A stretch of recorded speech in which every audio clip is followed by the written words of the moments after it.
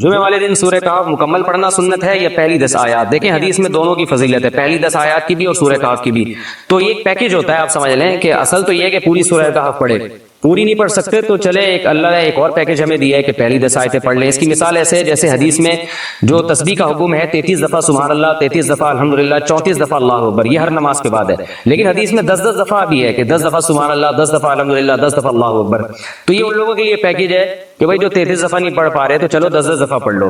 تو اس طرح اصل فضیلت تو یہی ہے کہ 33 دفعہ سبحان اللہ پڑھا جائے، 33 دفعہ الحمدللہ، 34 دفعہ اللہ اکبر، یہ نہیں ہو سکتی تو some thing is better than nothing, تو 10 دفعہ پڑھ لیا جائے۔ تو یہی سورہ کہف کا بھی ہے، اصل تو یہی ہے کہ پوری سورہ کہف پڑھی جائے، نہیں تو کم از کم پچھلی 10 آیات پڑھ لیں۔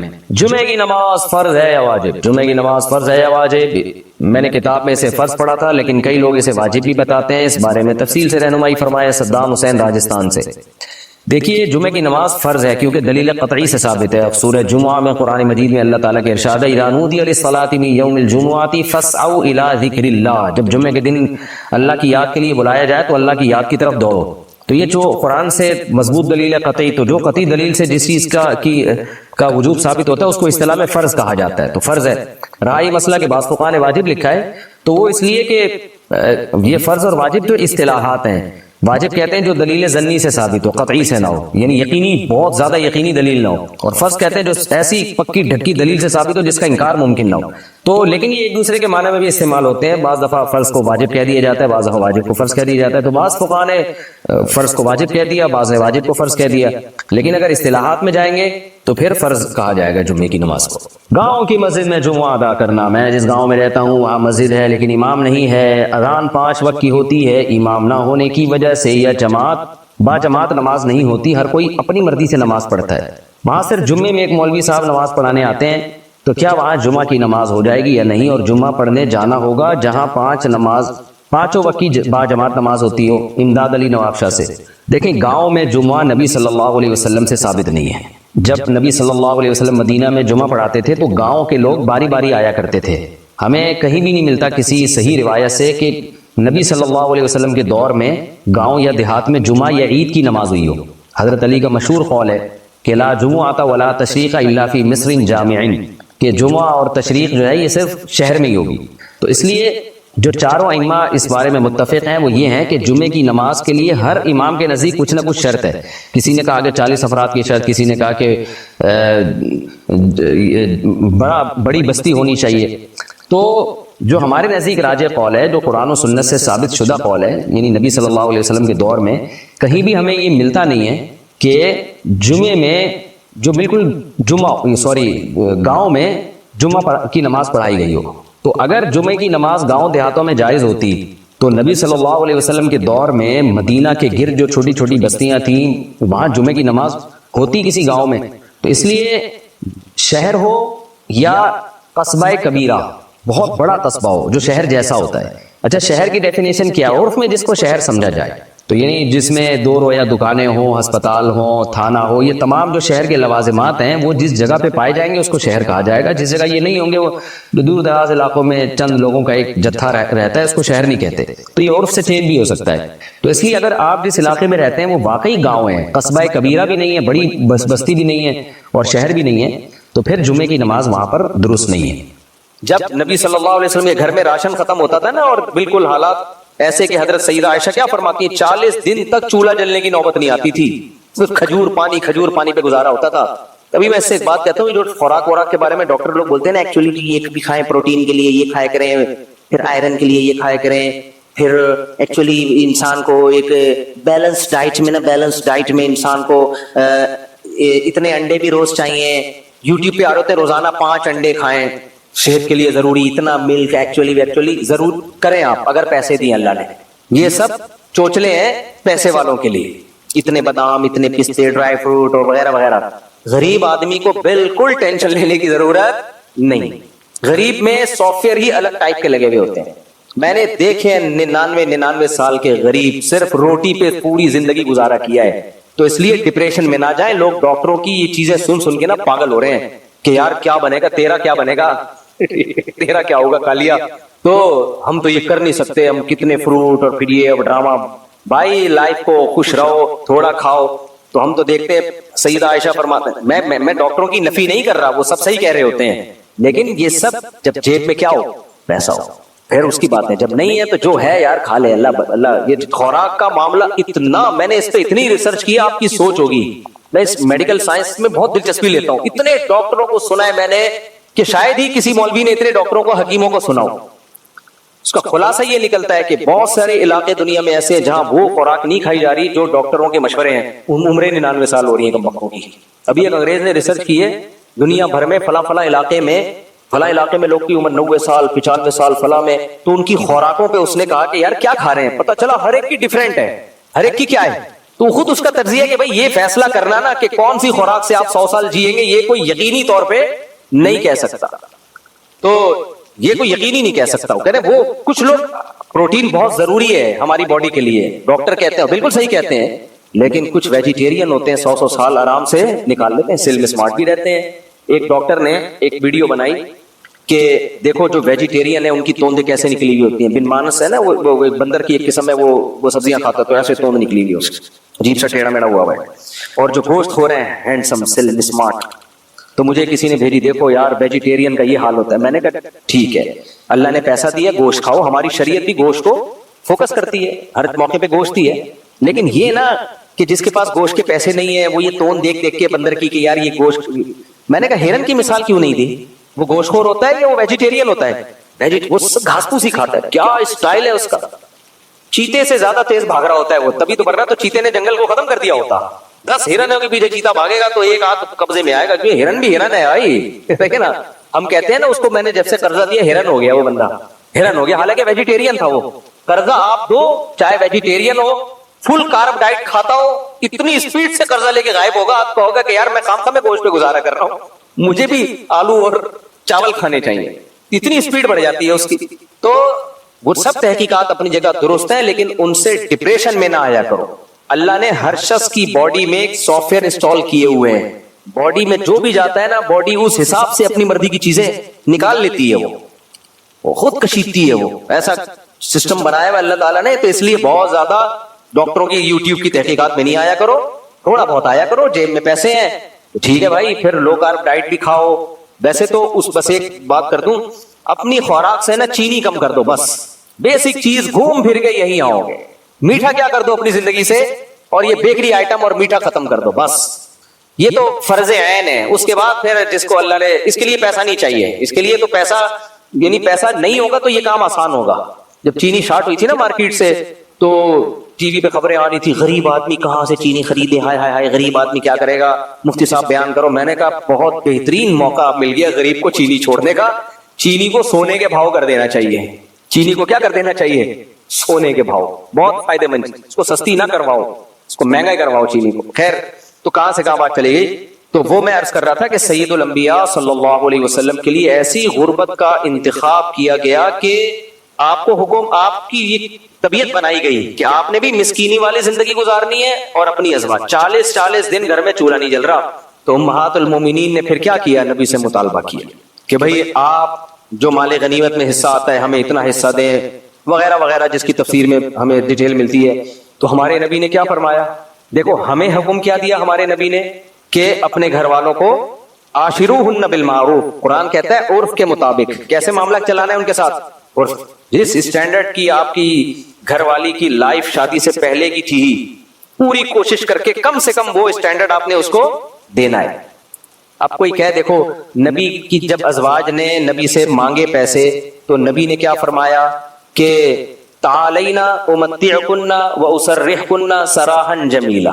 ٹھیک ہے، اب مال غنیمت میں مال آئے گا تو میں تم سب کو اچھے خاصے پیسے دوں گا، لیکن اس کے بعد اسرحکن سراحا جمیلا، سب میرے نکاح سے کیا ہو جائیں گی؟ آزاد. سمجھ میں آ رہی ہے بات؟ ان کو اختیار دے دیا ڈیورس کا.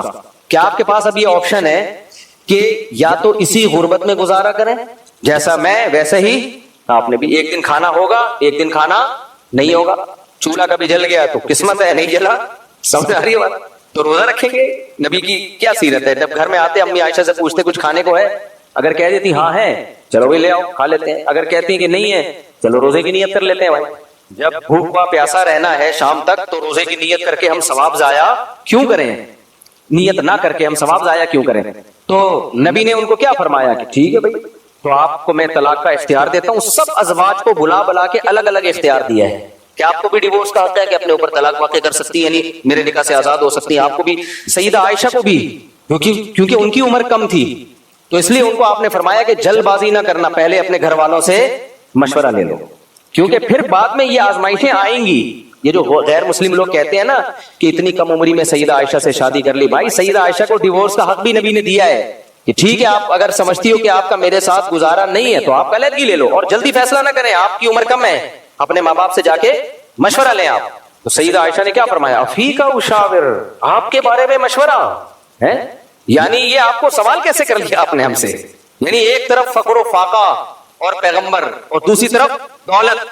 تو بھائی ہم فقر و فاقہ برداشت کریں گے، آپ کو کسی قیمت میں نہیں چھوڑ سکتے. یہ سیرت زوردار تماچا ہے ان بغیرتوں کے منہ پہ جو بار بار تانا دیتے ہیں کہ نبی کی عمر اتنی زیادہ اور کم عمر سے شادی کر لی. جن سے کی ہے وہ خوش ہیں، ان کو ڈیورس کا حق بھی دیا جا رہا ہے تو بھی کہہ رہے ہیں نہیں ہمیں یہ حق نہیں چاہیے، ہمیں آپ کے ساتھ رہنا ہے.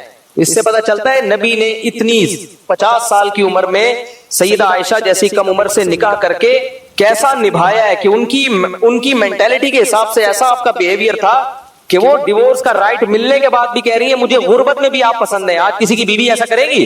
جب کرے گی جب میاں میں کوئی الگ سے سرخاب کے پر لگے ہوئے ہو، بھائی بہت ہی کوئی الگ ایکسٹرا آرڈینری ہو. ورنہ میرے اور آپ جیسے جو مارکیٹ میں میاں نارمل پیکنگ میں جو میاں مارکیٹ میں چل رہے ہیں، ان کے گھر میں اگر ایسے حالات آ گئے تو بیگم بولے گی ٹاٹا بھائی بھائی. ہم اگر کہیں گے نا دیکھو میں تو صرف ایک ٹائم کا ناشتہ کرا سکتا ہوں، وہ بھی بغیر پکا ہوا آٹا، کیونکہ چولٹی نہیں جل رہا نا، کھجور پانی، وہ بھی ایک ٹائم، دوسرے ٹائم کا مجھے نہیں پتا بھائی. ایسے ہی چل رہا ہے تو چلو، اور ساری زندگی ایسا ہی رہنا ہے. تو وہ، اور اگر علیحدگی چاہیے تو ٹھیک ہے، تو وہ کہے گی بھائی پھر بہتر کیا ہے، ہم تو نہیں گزارا کر. اگر وہ جذبات میں آگے کہہ بھی دے گی نا نہیں رہنا ہے، تو 4 دن کے بعد پھر بولے گی نہیں رہنا، غلطی سے میں نے کہہ دیا تھا کہ رہنا ہے. تو امہات المومنین تو وہ فقر و فاقہ دیکھ چکی تھی، تجربہ کر چکی تھی. اس کے بعد انہوں نے کہا کہ نہیں ہمیں اللہ رسول چاہیے. تو یہ میں کیوں بتا رہا ہوں؟ یہ بتانے کے لیے کہ سید الانبیاء کی جو غرب، ایک طرف حضرت سلیمان علیہ السلام، شادی کس سے ہو رہی ہے؟ ملکہ. غالب یہی ہے کہ انہوں نے اس سے بھی جب اتنی ساری شادیاں پہلے سے تھی تو ایک اور کر لی ہوگی، اس میں کیا جا رہا ہے. تو ملکہ سبا، وہ بھی ملکہ اور عالی شان محل، تخت و تاج، جنات کنٹرول میں، علوم کی وجہ سے نہیں جو عاملوں کے پاس ہوتے ہیں. اللہ نے علوم کچھ نہیں ہوتے عاملوں کے پاس، ان کے کنٹرول میں جنات ہوتے ہی نہیں، جنات نے ان کو کنٹرول کیا ہوا ہوتا ہے، یہ لوگ جنات کے کنٹرول میں ہوتے ہیں. تو یہ سارا آپ دیکھو کتنا دونوں کی طرز حیات میں بظاہر تضاد ہے نا، لیکن دونوں اللہ کے محبوب پیغمبر. اس سے صاف پتہ چلتا ہے بھائی کہ اللہ کو اس سے غرض نہیں ہے کہ تمہارے پاس دولت ہے یا دولت نہیں ہے، اور اللہ کو اس سے بھی غرض نہیں ہے کہ دولت رکھنا کوئی بری چیز ہے. نہ، اگر بری چیز ہوتی تو سلیمان علیہ السلام کو نہ رکھنے دیتا، سلیمان علیہ السلام کو نہ رکھنے، وہ بھی اللہ کے پیغمبر. تو اور یہ بھی ہمیں پتہ چلتا ہے کہ نبی نے جو اتنی غربت رکھی ہے یہ نبی کی خاصیت ہے، امت کو اس کا حکم نہیں. اگر ہوتا تو حضرت عثمان کے 400 اونٹ تجارت کے مدینہ میں آیا کرتے تھے، نبی ان سے کہہ سکتے تھے عثمان میرے گھر تو فاقے چل رہے ہیں اور تمہارے شام سے 400 اونٹ مدینہ کی زمین کو ہلاتے ہیں، اتنے بڑے بزنس کی تمہیں کیا ضرورت ہے بھائی. تو صحابہ میں بڑے بڑے مالدار صحابہ، مغیرہ ابن شعبہ اتنے مالدار تھے، اتنے مالدار کہ انہوں نے نکاح کیا ہے نا 3 دن تک ولیمے کا لنگر چلایا ہے. 3 دن. ہمارا ولیمہ کیسے ہوتا ہے؟ ادھر ہی آ جاؤ، ہمارے گھر بھی نہ ہو، یہاں آگے بیت الخلا بھی استعمال کرو. ویسے ہی اچھا ہو گیا ابھی شادی ہالوں کا جو کانسیپٹ ہے نا، پہلے ایک مہینہ پہلے جا کے پڑ جایا کرتے تھے، بیڑا غرق کرتے تھے میزبان کا. نبی صلی اللہ علیہ وسلم نے انتہائی شدید درجے کی غربت کو اپنے لیے پسند کیا. تو یہ کس کی خاصیت ہے؟ نبی کی. اگر یہ اسلام کا حکم ہوتا تو مغیرہ ابن شعبہ کو 3 دن تک لنگر چلانے کی اجازت نہ ملتی. 3 دن لنگر، آپ کو 3 دن لنگر کا مطلب یہ نہیں 3 ٹائم کھانا، دیگیں آ رہی ہیں پک رہی ہیں، آتے جاؤ کھاتے جاؤ، آتے جاؤ، 3 دن تک کھلا رہے ہیں. اور شادیاں بھی بہت کی تھی انہوں نے، تو ایک شادی پہ یہ لنگر تھا تو باقی یہ پیسہ کہاں سے؟ چندے کا پیسہ تھا یہ سارا کوئی مال غنیمت کا تھا نا، ان کا بزنس تھا، کاروبار تھا. نبی نے ان کو منع نہیں کیا. ویسے بھی کیسے نبی منع کرتے بھائی؟ کیونکہ مسلمانوں کو جب جہاد میں چندے کی ضرورت ہوتی تو مالدار صحابہ تو دیتے تھے، بلکہ آپ نے فضیلت سنائی، آپ نے فضیلت سنائی کہ ذالک فضل اللہ یؤتیہ من یشاء. صحابہ نے، غریب صحابہ نبی کے پاس آئے، یا رسول اللہ ذهب اہل الدثور بالاجور، جو مالدار صحابی ہیں وہ اجر میں ہم پہ آگے نکل گئے، آپ نے فرمایا کیسے؟ کہا یا رسول اللہ وہ بھی جہاد کرتے ہیں، ہم بھی جہاد کرتے ہیں، وہ بھی صلہ رحمی کرتے ہیں، ہم بھی صلہ رحمی کرتے ہیں، وغیرہ وغیرہ، وہ بھی نماز پڑھتے ہیں رات کو، ہم بھی پڑھتے ہیں، لیکن ایک کام وہ کرتے ہیں ہم تو نہیں کر سکتے، وہ صدقات دیتے ہیں، ہم صدقات لیتے ہیں۔ مفہوم بیان کر رہا ہوں میں حدیث کا اپنے الفاظ میں۔ تو شریعت میں لینے والے کو کوئی ثواب ملتا ہے؟ انہوں نے کہا یا رسول اللہ یہ تو اجر پہ ہم پہ سبقت لے گئے، تو یہ تو صدقہ کرتے ہیں، ہم تو وہ کر نہیں سکتے۔ تو نبی نے صحابہ کو، غریب صحابہ کو ایک تسبیح بتائی کہ تم یہ والی تسبیح، غالباً تسبیحات فاطمیہ جو 33 دفعہ سبحان اللہ الحمدللہ اللہ اکبر پڑھتے ہیں نا، یہ بتائی کہ یہ پڑھ لیا کرو، تم بھی اجر میں ان کے برابر۔ جب مالدار صحابہ کو پتہ چلا تو انہوں نے بھی یہ تسبیح شروع کر دی کہ بھائی ہم کیوں اجر میں پیچھے رہیں۔ تو پھر نبی کے پاس جب صحابہ نے آ کے بتایا تو مساکین تھے کہ یا رسول اللہ وہ تسبیح انہوں نے بھی شروع کر دی، پھر ہم سے اجر میں آگے ہو گئے۔ تو آپ نے کیا فرمایا؟ ذالک فضل اللہ یؤتیہ من یشاء، وہی اللہ کا فضل ہے جس کو چاہے دے۔ اب اللہ نے ان کو دولت دے کے آخرت میں بھی آگے کر دیا تو ابھی اللہ کی مرضی ہے۔ اب پھر یہاں غریب احساس کمتری میں جائے گا، بھائی احساس کمتری میں اس میں جاؤ کہ دولت آنے کے بعد صحابہ والے کیفیات رہتی نہیں ہیں۔ یہ تو صحابہ تھے، دولت آئی تو انہوں نے صدقہ بھی شروع کر دیا، ذکر بھی، تہجد بھی۔ آپ کے پاس جب دولت آ گئی نا، اگر آ جائے اللہ کرے، لیکن آنے کے بعد بگڑنے کے چانس زیادہ ہیں، نیک بننے کے چانس کم ہیں۔ شراب، کباب، لڑکیاں، یہ سب عیاشی غریبوں کے شوق نہیں ہے۔ غریب تو گٹکے کے پیسے بیچارہ تنخواہ جوڑ جوڑ کے جمع کرتا ہے۔ میں اکثر غریب کا واقعہ سناتا ہوں، وہ گٹکا، نسوار، سگریٹ، پان، چاروں چیزیں کھاتا تھا۔ ہمارا کلاس فیلو تھا تو گٹکے کی بو آتی تھی اس کے منہ سے۔ ایک دن کیا ہوا، صرف نسوار پہ آ گیا تھا، اردو اسپیکنگ، لیکن صرف کس پہ آ گیا؟ میں نے کہا خیریت آپ اتنے نیک کہ باقی تینوں چیزوں سے توبہ کر لی؟ کہہ رہے توبہ نہیں کی، پیسے ہی نہیں ملتے یار ابا کی طرف سے اتنے کہ چاروں چیزیں خرید سکتے۔ نسوار کہہ رہے سستی ہے، میں نے کہا چلو ابا نے کم پیسے دے کے اس پہ احسان کیا۔ تو کیسی نبی صلی اللہ علیہ وسلم نے مسکینی اور غربت کی زندگی گزاری۔ تو میں یہ عرض کر رہا تھا، یہ نہیں کہ نبی کے پاس پیسے آتے نہیں تھے، آتے تھے، لیکن آپ نے اپنے لیے پسند کیا کیا؟ مسکینی کو۔ لہذا وہ آ گئے تو اب وہ صبح آئے ہیں تو شام سے پہلے کیا ہو جائیں گے؟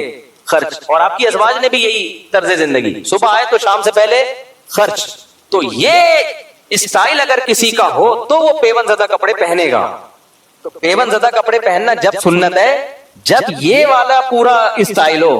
حدیث میں نبی ہی نے حکم دیا، ان اللہ یحب ان یرا اثر نعمتہ علی عبدہ، اللہ نے جب کسی کو کوئی نعمت دی ہو تو اس کے لباس پوشاک سے وہ نعمت جھلکنی چاہیے۔